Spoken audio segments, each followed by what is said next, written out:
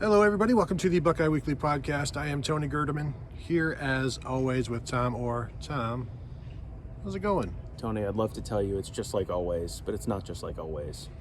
It's Oregon week. It's the Tuesday of Oregon week.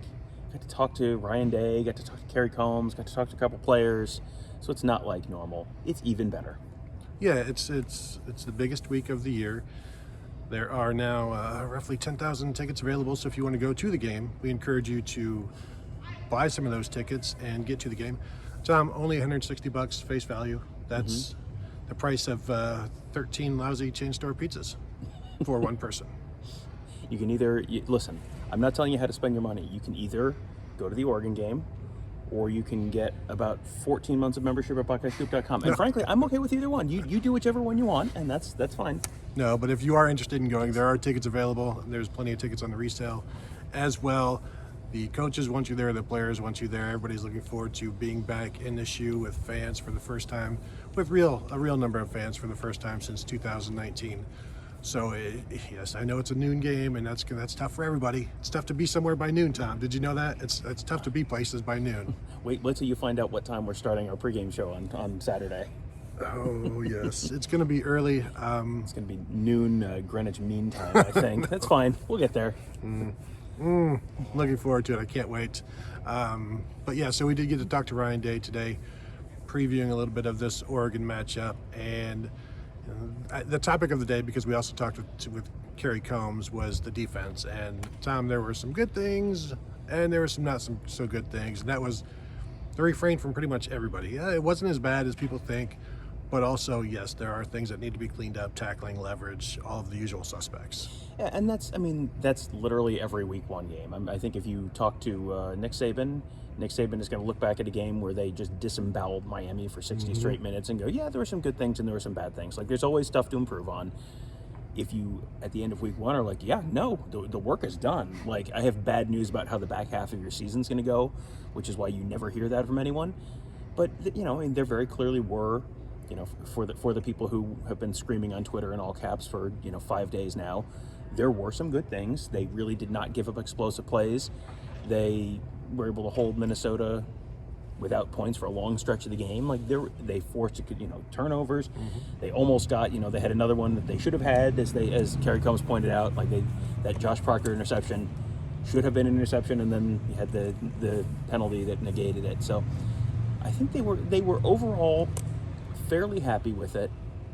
That was a pretty good week one game for Ohio State, because it was a conference game. They played a good opponent.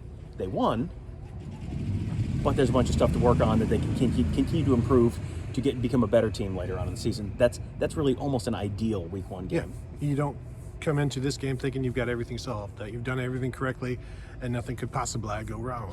And because things did go wrong, and they responded, and Kerry Coombs even said it took a while to they wanted to match. They came into the game wanting to match the personnel, and because of all the different things that Minnesota did with the extra linemen, it took some time to get that situated. A lot of that stuff was done on the fly because they saw some things that they hadn't really expected to see. But they responded well, and they did what the coaches are supposed to do. They moved the chess pieces around. Big question: Josh Proctor. Ryan Day's not talking. He said, That's what the availability report is for. We'll find out more about Seven Banks and Cameron Brown then as well, and anybody else who's currently out, Harry Miller as well. So there were no updates on any of those guys, and I couldn't get a read. Although, it's hard to be positive about Josh Proctor's availability with like so few words spoken about it from the head coach. Well, there's that. We got a list of players who would be made available to us for interviews this week, and Josh Proctor was not on it, and Bryson Shaw, who would be the guy who is playing if Josh Proctor is not playing, was on it. And that's not, absolutely proof positive that they're not expecting Josh Proctor to play, but it certainly is not suggestive that they do expect Josh Proctor to play. So you don't want to read too much in any of that, and we'll all find out together. Probably, I'm guessing there will be a pretty good sense before the availability report actually comes out about what his status for the game is, but it doesn't seem super encouraging. Although Kerry Coombs did at one point said they're closer to having everyone back than they were last week. So Well, you can interpret that several different ways. you gain 2 and lose 1, you're closer, right? You're closer, and you know what? If they gain 2 and lose 1, I mean that's probably better. You would like to have Cam Brown, you would like to have Seven Banks back. If you do have those 2 guys back and they're healthy and they're really ready to go, then maybe that makes Josh Proctor a little bit less of a blow. If they're missing all 3, like that's a problem. And if you get Seven Banks back, like okay, that's sort of maybe that's a little bit of a wash, but maybe not even quite an even trade for Proctor. And keep in mind, Bryson Shaw graded out a champion in the 2 previous scrimmages as well. So he has played well. If he gets called upon, then so far he has done everything they've asked, and he's done it well. So the drop off, I don't think it'll be as bad as it was last year when anybody went down. There are more options this year, as evidenced by, gosh, look at who was starting at cornerback this past weekend with true freshman Denzel Burke and a redshirt freshman Ryan Watts, and they played well enough. Burke graded out a champion, while Seven Banks and Cam Brown were on the sidelines. So overall there are more options, and some of those options being the amount of substituting defensively was also a topic, and maybe there are too many options. And what did Ryan Day have to say about the paring down, perhaps, of rotations moving forward? Well, I think they're obviously looking to do that. Like you can't just do hockey line changes all season. He at one point said, because of the way Minnesota was substituting, it looked like a New York sidewalk with crowds of people rushing this way and crowds of people rushing back the other way to get on and off the field after all these after all these personnel changes are happening. And Kerry Coombs was asked, well, what do Ryan said, hey, this is what he thinks it may be time to kind of pare things down. What do you think? And he goes, well, he's the head coach, so I think he's right. So, which is good. Kerry Coombs understands how org charts work. That's good for him. I think coming out of last game, I think we were sort of assuming that was kind of they're figuring out what they've got. And now you're sort of, and that's probably true at running back. That's probably true on the defense in a couple different spots. And, you're also facing a different challenge this week.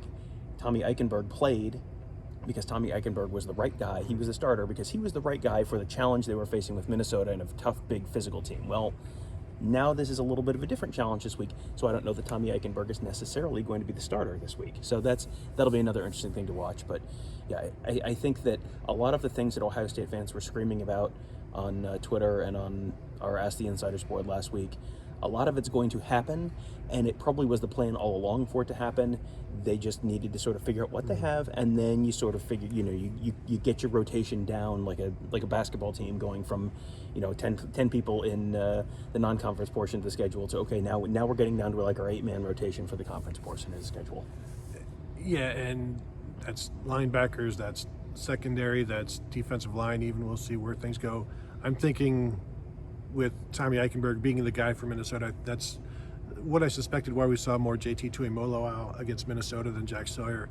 Maybe this week you'll see some more Jack Sawyer, but the running back situation will probably be shortened according to Day as well. And it was just a really odd game because there are only 48 snaps on offense.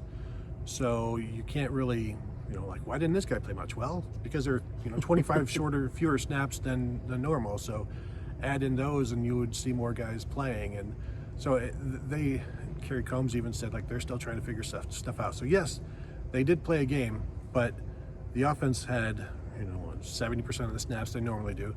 The defense was playing against an offense that they're not going to see again. It's very similar to the way you have to prepare for an option team and then just forget it. It's like cramming for a final. You cram, you forget it, you move on with your life. And that's what this was like. I think that you'll see a lot of that with Minnesota, where they're going to face an entirely different offense this week. So it'll be a different looking defense. And then I don't know, is that the new baseline? Is that the new ground zero for how we judge things moving forward? I think this is going to be a better yardstick for what this defense is going to look like the rest of the year, both in terms of personnel and scheme and also results, because this is a lot more similar to what you're going to see a lot this fall than Minnesota. Minnesota's a little bit of an outlier. And like you said, it's sort of like when Ohio State played Army in 2017 and they shut them down, and Tuff Borland came on as a redshirt freshman and had led the team in tackles with 12, 15 tackles, whatever he had in that game.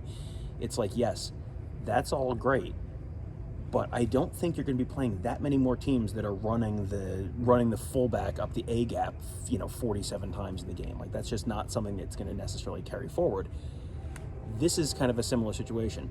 You're not going to face another team that runs something similar to Minnesota until potentially like Wisconsin in the Big Ten championship game, maybe Iowa in the Big Ten championship game. There's just you've got a whole lot of stuff that's totally different from that between now and then. Oregon, schematically is much more similar to a lot of the teams on Ohio State's schedule moving forward. The talent's a little better than a lot of the teams that you'll see later in the year, but it'll at least give you a better sense for what Ohio State's going to do in terms of personnel and scheme probably moving forward. Another topic of conversation was former Oregon head coach Chip Kelly, a longtime mentor of Ryan Day. Tom, did you know that they have summer houses across the street from each other? That was a new one for me. Mm-hmm. That was a new one for me. I mean, he said, they both are Manchester, New Hampshire guys going way back. Both were in New Hampshire, ties to the New Hampshire program, University of New Hampshire Wildcats. Ryan Day's wife, Christina, is very good friends with Chip Kelly's wife. And Ryan Day was asked, did you ever think about coaching with Chip Kelly? Like, did you ever have an opportunity when Chip Kelly was at Oregon? Because obviously they coached together with the 49ers later.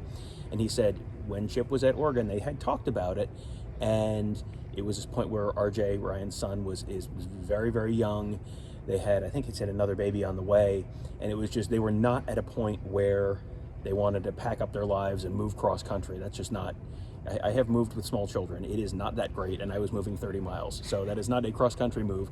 So Chip Kelly basically told Ryan Day, like, hey, that's why I love you. You're doing what's right for your family. Don't worry, we'll get a chance to work together in the future. And then they did with the NFL. Yeah, plus, Oregon is no place to raise children. I mean, let's be frank about that. It's a scary place. But it's just interesting that Day says he owes more to his career to Chip Kelly than anybody, and they talked yesterday, and they're always talking, and very, very close friends. Just overall, Day, I thought wasn't as upset with the defense as maybe a lot of people thought he would be. Combs, maybe a little bit more like I don't know how he felt coming out of the game. I think you see film and you realize, okay, there's definitely some issues that need to be handled there. But a lot similarly to what Tim DeRuyter, the Oregon coach, defensive coordinator, said, it's like these are fixable things, and that's something that we hear from the coaches all the time. And yes, leverage is fixable and tackling is fixable, and they're working on tackling. They worked on it all the time in practice, but it's different from drills to actually tackling and getting in those scrums. And we'll see how they do in this one. I would expect you have one game under your belt. Everything is no longer new. Now there's still some new stuff, but as Cody Simon said, once you finally get to see another color on the field, and it just ramps you up. And so this week they'll get to see another color, and then they can put that first game behind them to build on that, go to this next game, and then they do need to be better. But I think this is an opponent that will allow them to do that, and that they can't just overlook. There's no overlooking. There's no taking it lightly. They know this is, I'm sure they know the tickets were very high priced. These are the highest priced tickets of the season, so they know the importance of the game. I'm sure the coaches have told them that. But they're all ramped up for this one, Chris Olave especially. Yeah, Chris Olave was very interesting. Every once in a while, you'll have a conversation with a guy, and it's just like he answers, question number 3 of the interview, and I was like, oh, I know what the rest of this interview is going to be about. He was asked, growing up, he grew up in California, obviously, and he mentioned, just kind of like offhanded mentioned, like, yeah, I mean, I grew up an Oregon fan, and it was just like, all right, well, get ready to hear 17 questions about Oregon fandom for Chris Olave. He said it was just they were like the cool team. They were think back at the Chip Kelly days. Like he was a fan during the Chip Kelly days when they're running that blur offense, and they just LaMichael James and all those guys. And I mean, those were fun teams. Those were fun teams to watch, even if you were unaffiliated with Oregon in any way. It was like you'd flip over, see those games on ESPN or whatever, and it's like, oh, I'll sit and watch this. And 15 seconds into every game, they've run 10 plays and they're up 8-0 because they scored an immediate touchdown and went for 2 and they got that. And it was a different kind of football. So, and he mentioned the uniforms and all that stuff. He did. So I mean, like all of that plays into it. And he was asked, so well, did you get offered by Oregon? Did you get recruited by Oregon? Because he talked about Oregon as like his dream school, basically. And he said, Ohio State, I mean, the very famous story about Ryan Day going out and seeing him and offering him, and Ohio State was like the first big program to offer him. And then a bunch of other programs kind of went, oh, hey, Ohio State may have found this kid. Let's see. And this was like, I mean, the middle of his senior season. He was very, very late in that process because he didn't play his junior year. So he Oregon, I guess, reached out after that. And but even then it was like, well, why don't you come to campus in January? And it was like, no, that was not. He said at that point, like, he had basically decided for Ohio State. But the funny thing, of course, is that Ohio State and Oregon played a couple years before that, the national championship game. He was asked, so who were you rooting for in that game? And he like kind of smiled and like looked away for a minute, like really uncomfortably. I'm like, I bet he's going to say Ohio State, right? That seems like that. Yeah, no, he was rooting for Oregon in that game, but Oregon may have missed an opportunity to land a pretty darn good wide receiver from the West Coast. I believe his comment was, "I was young." It was a different time. We all were. Yes. So he can be excused. It was interesting that he did mention the jerseys, and you hear people say, how does that doesn't impact recruiting? Clearly, I mean, of course, it doesn't help if you don't offer. I was going to say, and that's why Chris Olave is playing yes. for Oregon now. Mm-hmm. Maybe a little offer next time to grease the wheels there. But the Denzel Burke was also a topic of conversation. Talking with Tim May, I think we decided that the last true freshman cornerback to start a season opener was William White in 1984. I haven't gone back to look to see if there's anybody between Denzel Burke and William White. We know Malcolm Jenkins started as a freshman, but not the first game, started later in the season in 2004 or 2005, whatever year that was, 2005, I think. And so quite the accomplishment for Denzel Burke. And I asked Kerry Coombs, you've recruited a lot of good players. Did you ever think you'd be starting a true freshman? And I couldn't even get the question out before he was like, no, no. And so what was it that Denzel Burke showed to him? It basically, like, he stood up to Garrett Wilson and Chris Olave every day in practice. He got beat some. He got plenty of PBUs against them. Never, as Chris Olave said, never got a big head. Just always working every day, asking Chris Olave and Garrett Wilson, how do I get better? What else can I do? And them coaching him up. But, I think we said it after the game, but if you're a true freshman starting at corner at Ohio State, you have a very bright future. And Combs said that he expects him to stay in the rotation once Seven Banks and Cameron Brown get back. And just interesting, a lot of people talking about Denzel Burke today. Well, and I think there's a lot of corner is attitude. There's obviously technique. That's an important part. Write that down. That's actually, the technique is actually an important part of playing corner. But, the attitude and the, short memory. I mean, how often do we hear coaches talk about how you gotta have a short memory when you're playing corner, because you can't be thinking about the last play where you got beat. You got to be thinking about the next play. And that's, I think you're going up against player. I mean, how many times, what sharpens iron, Tony? Oh, a lot of things. Actually, only one thing, iron. Yes, iron sharpens iron. That's another thing you hear about 15,000 times during the course of a fall camp. Iron has sharpened Denzel Burke's, the iron of Garrett Wilson and Chris Olave has sharpened the iron of Denzel Burke in this case. And to go against those guys, I mean, first of all, you're getting tested by guys that are better than you're going to face just about all season. I mean, you're going against tougher players in practice than you're going to go against during most of the season. So as you're competing with those guys and you're gaining on those guys slowly, that's going to build confidence. It's going to make the game a little easier. But going into that confidence piece, Chris Olave said, he was listing all the things that Denzel Burke was doing and asking questions and being respectful and doing things the right way and not getting a big head. And he also said, talking mess. Now, mess is probably not the word that they use internally when they're talking about what type of discussion is happening after certain plays. But that's a small piece of being a corner. Like, you think about all the great corners, and you're going to have a lot of guys who are signaling incomplete and letting you know that the pass was in fact incomplete when the pass is incomplete. That can go over well or not well depending on the player. But this is not a freshman who's sitting quietly and meekly in the corner of the room. Like, he's coming out there ready to do it, and he's doing it against pretty good players in practice, and that ultimately prepares you pretty well for the season. I was chuckling thinking of if you remember this play from the Michigan game this past weekend where Vincent Gray, their cornerback, gets beaten. The ball drops perfectly into the receiver's arms and he drops it, and Vincent Gray starts like waving it off. And then I think he realized, you know what, I probably shouldn't, because I did kind of get beat on that one. But like the initial, I think it's instinct for corners. Like the ball hits the ground and you immediately, like, it's just a reaction. It's Pavlovian at that point where you just react to it. I thought it was interesting. Coombs said that he talked to Denzel before the game and said offenses or coaches will find the freshman, and you are the freshman, so just be prepared. You're going to be picked on. It's like any freshman.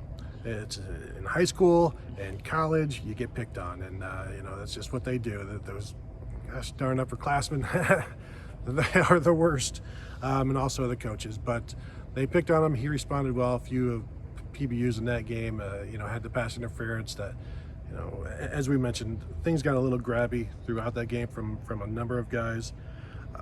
Kerry Coombs was asked, hey, why did you start, or why did Haskell Garrett not start? Why did Teron Vincent start? And he made it a point to say, position coaches play the guys they want to play. They are 100% in control of playing guys. And that was the same thing that Ryan Day said on offense when I asked him, hey, did who wants to take credit for putting Travion Henderson there in the fourth quarter? And he said that was Tony Alford. And it's, the position coaches do it. So if you want to blame Kerry Coombs for why is Tommy Eichenberg out there, that's not Kerry Coombs. That's, and again, Tommy Eichenberg was the guy they wanted out there. And so, I just, through all of this, I guess, address your anger properly. It's okay to be angry. Just know who you should be mad at, I guess. Yeah, and I mean, this is not something that's like a new policy. This is something you go back years, and it's Tony Alford is talking about the fact that he's the one who's deciding what the rotation is, and that this was a conversation we had with him regarding J.K. Dobbins and Mike Weber. So this is like not a new thing at all. I mean, I think that they have conversations beforehand. It's not like this is no one has any input except for the position coach. They have conversations beforehand, but then ultimately during when the rubber meets the road during the game, the buck stops with the position coach on who's playing when. I think again those rotations are probably not going to be quite as deep this week. That seems like that was probably the plan all along, that this was not a reaction to the first week. But that running back rotation, it sure sounds like that running back rotation is going to be down quite a bit from what it was in the first game, where I think no one had 10 carries. Yeah. None of the running backs had 10 carries the first game. That's crazy.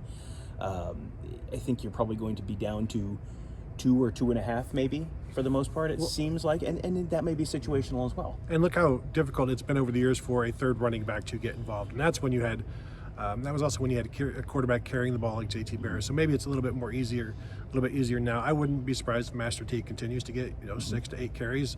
He had 6 in this one, and there's going to be more snaps. Well, and he was asked. Brian Day was asked about C.J. Stroud in the running game, and he said, C.J. can run, like that's. And as soon as that question was asked, I thought, I wonder if this is going to be like the old, the old Urban Meyer, where like, Dwayne Haskins didn't run, and then it was like when they were playing TCU on the road, it was like that's when Dwayne Haskins pulls the ball and runs it into the end zone. When they were in overtime against Maryland, would Dwayne Haskins have 3 rushing touchdowns in that game, something like that? I mean, it was like when they really needed it, that's when they took the bubble wrap off. I don't think you're going to see 15 carries for C.J. Stroud, but I bet you see C.J. Stroud run the ball a few times. And Ryan Day said, C.J. can run it. It's like, yes, we all watched the Michigan State game last year where he went 50 yards like untouched. Like, yes. Everyone is aware that C.J. Stroud can run the ball. I think you're going to get to see C.J. Stroud run the ball a little bit more this weekend than you did last. Well, I think didn't he come out in the third quarter with the he pulled it once and ran it on the sideline for like a 6-yard gain. So yeah, I think that's there, and it needs to be there. And frankly, they were able to run without it. So imagine what they can do then with it, and the sheer number of different things this offense can do. That was something we talked with. Tim DeRuyter was saying, like, once that play action gets going, things are bad. If you let that running game go, if that starts building, then it opens everything up. And C.J. Stroud now more comfortable. He's had that first. Now this will be a new first, playing at home in front of 90 to 100,000 people, most of them loud. So this will be another experience for him. I think we talked about it in the last show, like just the amount of adrenaline. How long does that take to process? And that's really going to be an issue for, I think, everybody, because yes, a lot of these guys have experience playing in a packed horseshoe before, but still, it's been a while. And is there adrenaline rust that they need? I don't know the right terminology, but there's going to be some, okay, this is new again, but now it's familiar. Hang on, I'm Googling how corrosive is adrenaline. Yes, nothing has come up yet.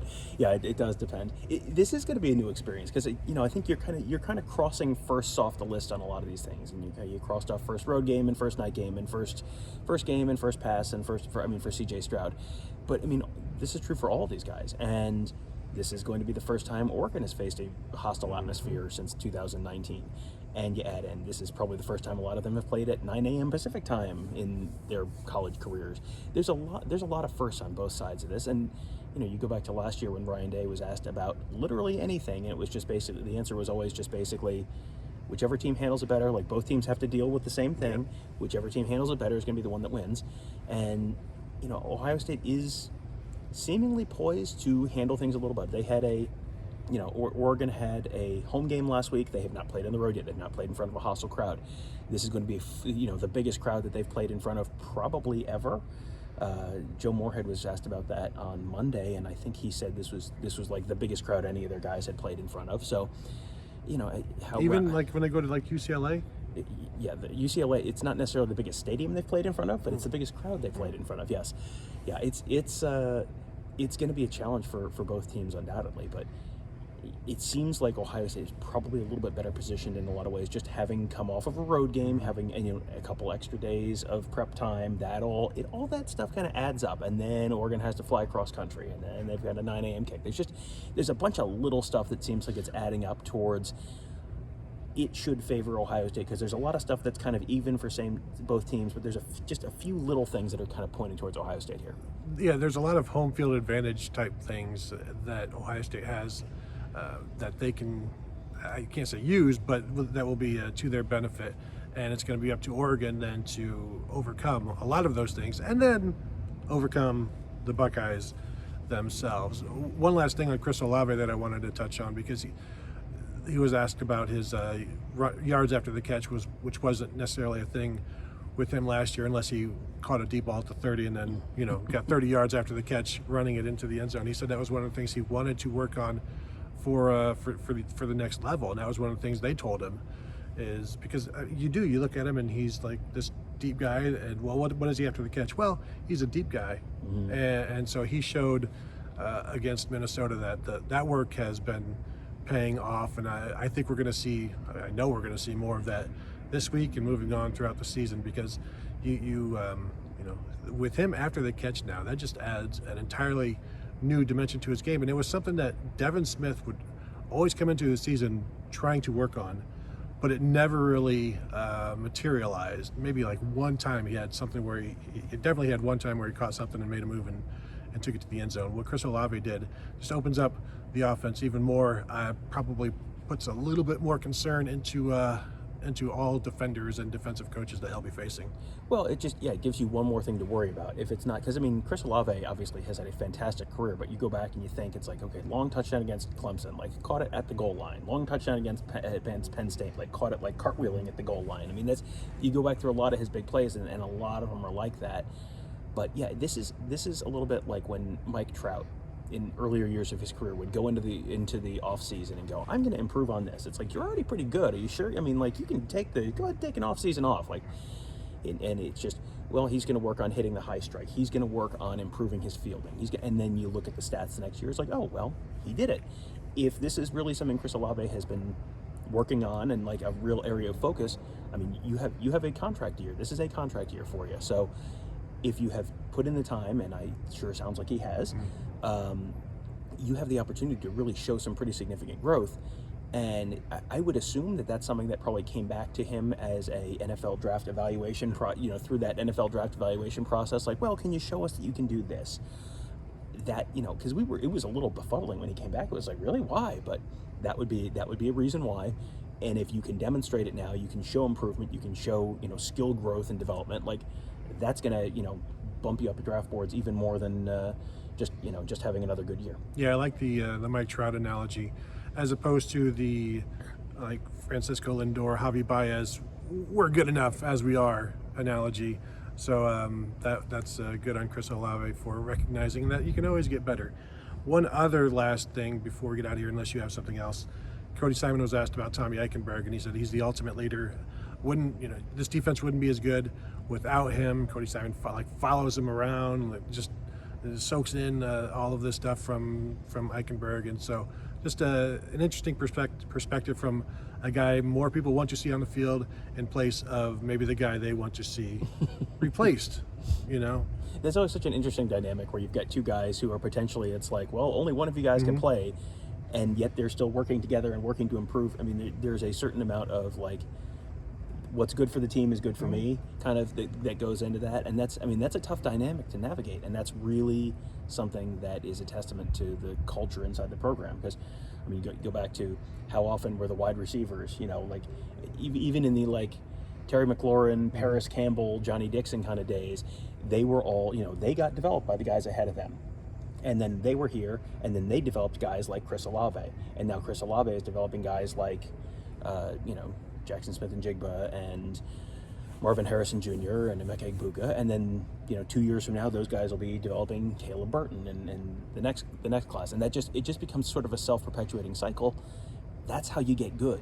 You can't have people looking out for number one. And, that was one of the little concerns with NIL as well. Are people going to still be able to take that like team approach? If, it's like, well, if this guy's good, then he's going to get the car dealership sponsorship and not me. It seems like it's all, that cultural rot has not hit the program yet. So that's probably a good sign. It is interesting that if the defense continues to play not as well as people want, can we start blaming NIL? We're not there yet, but there's going to have to be something to be said there. I'm sure you will have to say it, not me, because I won't believe it. It depends on how hard up we are for a column idea on that particular day. That is true. Anything else, Tom, before we go? I think we're good. All right. Thank you guys for listening. Thank you for watching. Check out BuckeyeScoop.com. If you're not yet a member, please become a member. We would appreciate it. If you are a member, we already appreciate it, and thank you for that. You can also find us at youtube.com/BuckeyeScoop, where we drop all of our videos. The entire site throws videos there. Podcasts, interviews that we just had with Ryan Day, Kerry Coombs, Cody Simon, Chris Olave, and tomorrow we will have more of maybe Kevin Wilson and a bunch of other players as well. So thank you guys for watching. Thank you for listening, and we will talk to you later.